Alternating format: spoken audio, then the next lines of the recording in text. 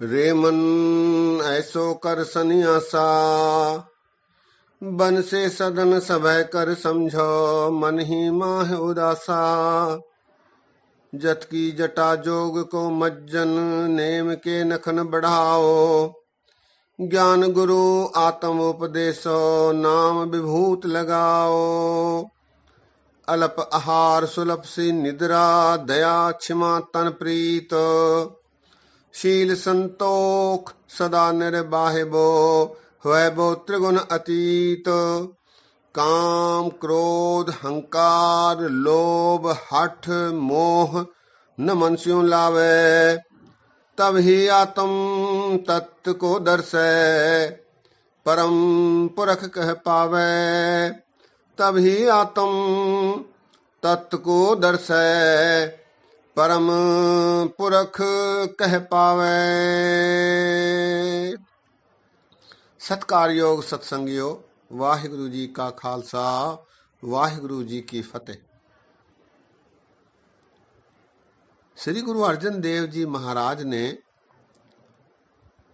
गुरु ग्रंथ साहब जी में संस्कृत में कुछ वाणियां दर्ज करी हैं। इनमें श्लोक सहस्कृति सिरलेख से गुरु नानक देव जी महाराज जी के कुछ श्लोक, गुरु अर्जन देव जी महाराज जी के कुछ श्लोक हैं। इसके साथ साथ गाथा सिरलेख से संस्कृत में कुछ वाणी है। गाथा का अर्थ है प्राचीन बोली, प्राकृत। इस सिरलेख से संस्कृत में वाणी है। इसके अलावा श्री गुरु अर्जन देव जी महाराज जी की एक वार है जैतसरी की वार। आप जानते हैं गुरु ग्रंथ साहब जी में 22 वारें हैं, जिनमें से एक वार है जैतसरी की वार। इसमें 20 पौड़ियां हैं। प्रत्येक पौड़ी के पहले 2 श्लोक हैं। इन 2 श्लोकों में एक श्लोक संस्कृत में है और दूसरा श्लोक लहंदा में है। लहंदा अर्थात प्राचीन पंजाबी। इस प्रकार गुरु ग्रंथ साहब जी में महाराज अर्जन देव जी ने संस्कृत में वाणियां रखी हैं।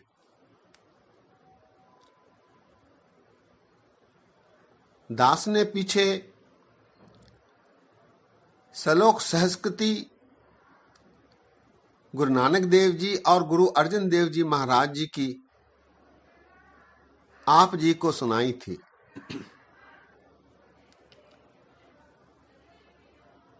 इसे नित्यनेम में पढ़ते समय बार बार एक श्लोक दास को प्रेरित करता रहा है कि इस पर आपसे विचार साझे किए जाएं। यह श्लोक सहस्कृति महला पंजवा का 40वां श्लोक है। इस श्लोक में श्री गुरु अर्जन देव जी महाराज ने गुरुमुख होने के लिए कैसे लक्षण आवश्यक हैं, या कह लीजिए गुरुमुख के लक्षण कैसे होते हैं, इसका संकेत इस श्लोक में दिया है। सत्पुरुष पूर्ण पुरख सज्जन अर्थात गुरुमुख होने के लक्षण क्या है, इसका संकेत इस श्लोक में निहित है। दास ने सोचा कि इस श्लोक पर आपके साथ विचार साझे किए जाएं। श्लोक कुछ इस प्रकार है। मंत्रं राम राम नामं ध्यानं सर्वत्र पूर्णः ज्ञानं सम दुख सुखं जुगत निर्मल निर्वैरण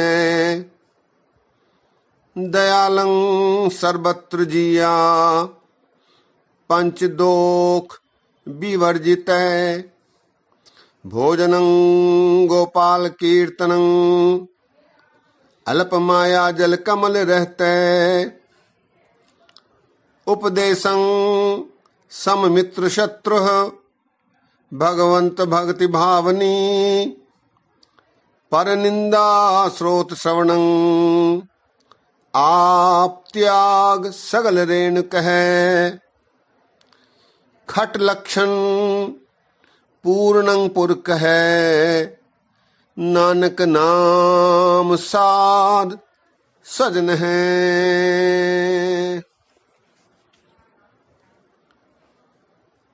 इस श्लोक में गुरु महाराज मनुष्य के लक्षणों का विवरण दे रहे हैं। महाराज कहते हैं, मंत्रं राम राम नामं ध्यानं सर्वत्र पूर्ण। ऐसे मनुष्य, ऐसे संत जन सदैव राम नाम जपते रहते हैं। राम अर्थात अकाल पुरख परमात्मा, और उनके अनुसार प्रभु सर्वव्यापक है, सर्वत्र में व्याप्त है। मंत्रं राम राम नामं ध्यानं सर्वत्र पूर्ण है ज्ञानं सम दुख सुखं जुगत निर्मल निर्वैरण। उनके अनुसार सुख दुख समान होता है। उनका ज्ञान कहता है कि सुख दुख समान है, और उनका स्वभाव निर्मल और निर्वैर होता है। वे किसी से वैर नहीं रखते और निर्मल स्वभाव का आचरण करते हैं। ज्ञानं सम दुख सुखं जुगत निर्मल निर्वैरण।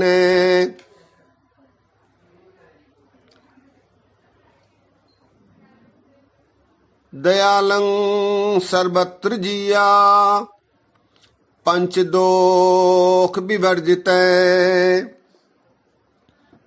ऐसे मनुष्य समस्त जीवों पर, सारे जीवों पर दया करते हैं, दयालु रहते हैं, और 5 दोषों को वर्जित कर देते हैं, उन्हें अपने वश में रखते हैं। 5 दोष काम, क्रोध, लोभ, मोह और अहंकार, इनको वो अपने वश में रखते हैं, इन्हें वर्जित कर देते हैं। दयालं सर्वत्र जिया पंचदोख विवर्जित। अगली पंक्ति, भोजनं गोपाल कीर्तनं अल्प माया जल कमल रहते। उनका भोजन भक्ति है, ईश्वर का भजन करना है, ईश्वर के कीर्ति का गायन करना है। और ऐसे मनुष्य माया में रहकर भी अलेप रहते हैं। जैसे कमल पानी और कीचड़ में भी अलेप रहता है, उसी प्रकार मनुष्य, ऐसे मनुष्य माया में रहकर, माया नगरी में भी रहकर अपने आप को अलेप रखते हैं। भोजनं गोपाल कीर्तनं अल्प माया जल कमल रहते। अगली पंक्ति, उपदेशं सममित्र शत्रः भगवंत भक्ति भावनी। वे शत्रु और मित्र दोनों को समान दृष्टि से देखते हैं और उन्हें समान उपदेश देते हैं और उन्हें केवल भगवान की भक्ति ही रुचिकर लगती है, श्रेष्ठ लगती है। उपदेशं सममित्र शत्रः भगवंत भक्ति भावनी। अगली पंक्ति में, पर निंदा स्रोत श्रवणं आप त्याग सगल ऋण कहे। ऐसे मनुष्य पर निंदा नहीं सुनते, उनके कान पराये की निंदा सुनना पसंद नहीं करते और अहं भाव त्याग कर सभी के चरणों की धूल बने रहना चाहते हैं। पर निंदा स्रोत श्रवणं आप त्याग सगल ऋण कहे। औरों की निंदा उनके कानों को पसंद नहीं आती और वे केवल अपना अहं त्याग कर सबके चरणों की धूल बने रहना पसंद करते हैं। सत्संगियों, यहाँ एक शब्द आया है ऋण। ऋण कह, ऋण कह अर्थात राख बने रहना, धूल बने रहना। गुरु ग्रंथ साहब जी में ये शब्द बार बार आया है। धूल और ऋण, इन शब्दों का बार बार प्रयोग हुआ है। संत किसी के भी चरणों की धूल बने रहना चाहते हैं। हम रोज सोहला पढ़ते हैं। सोहले के अंतिम शब्द में, करो बेनती सुनो मेरे मीता वाले शब्द में अंतिम पंक्तियां हैं, अंतर्जामी पुरख विधाते श्रद्धा मन की पूरे, नानक दास यह सुख मांगे मोको कर संतन की धूरे। यहां भी अर्जन देव जी महाराज संतों के चरण की धूल बना के रखने की याचना कर रहे हैं। एक और उदाहरण, 52 अखरी में गुरु अर्जन देव जी महाराज रहाव के टेक वाली पंक्ति केंद्रीय भाव की पंक्तियों में फरमा रहे हैं, कर कृपा प्रभु दीन दयाला, तेरे संतन की मन होए रवाला। तेरे संतन की मन होए रवाला। रवाल कहते हैं राख को। यहां भी महाराज जोदड़ी करते हैं कि मुझे संतों के चरणों की धूल बनाकर रख। कहने का तात्पर्य ये कि इस शब्द का बार बार प्रयोग गुरु ग्रंथ साहब जी में वाणियों में हुआ है। श्लोक की अंतिम पंक्ति, खट लक्षण पूर्णं पुरख है, नानक नाम साध सजन है। गुरु अर्जन देव जी कह रहे हैं कि ये 6 लक्षण जिस मनुष्य में रहते हैं वही पूर्ण पुरख है, वही सज्जन पुरख है, वही सत्पुरुष है, अर्थात वही गुरुमुख है। श्लोक एक बार फिर, मंत्रं राम राम नामं ध्यानं सर्वत्र पूर्ण, ज्ञानं समदुख सुखं जुगत निर्मल निर्वैर्ण, दयालं सर्वत्र जिया पंच दोख विवर्जित, भोजनं गोपाल कीर्तनं अल्प माया जल कमल रहते, उपदेशं सममित्र शत्रः भगवंत भक्ति भावनी, पर निंदा स्रोत श्रवणं आप त्याग सगल रेणुकः खट लक्षण पूर्णं पुरख नानक नाम साध सजन है। इस प्रकार गुरु अर्जन देव जी महाराज 6 लक्षण दर्शा रहे हैं। नाम सिमरन, प्रभु ध्यान, दुख सुख को एक जानना और जीवन जुक्ति धारण करना, सभी के प्रति दया और 5 विकारों से बचना, प्रभु कीर्तन को भोजन बनाना और माया से निर्लेप रहना, मित्र शत्रु दोनों को समान जानते हुए भक्ति में लीन रहना, भक्ति को श्रेष्ठ समझना और पर निंदा न सुननी, अहंकार छोड़कर सबके चरण की धूल बने रहना, निम्रता वाला स्वभाव रखना। ये 6 लक्षण जिस मनुष्य में रहते हैं वही गुरुमुख है, वही पूर्ण पुरुष है, वही सतपुरुष है और वही सज्जन पुरुष है। सत्संगियों, गुरु महाराज ने श्लोक सहस्कृति में गागर में सागर वाले श्लोक रखे हैं। प्रत्येक श्लोक एक गूढ़ गंभीर उपदेश अपने आप में समाहित करके रहता है।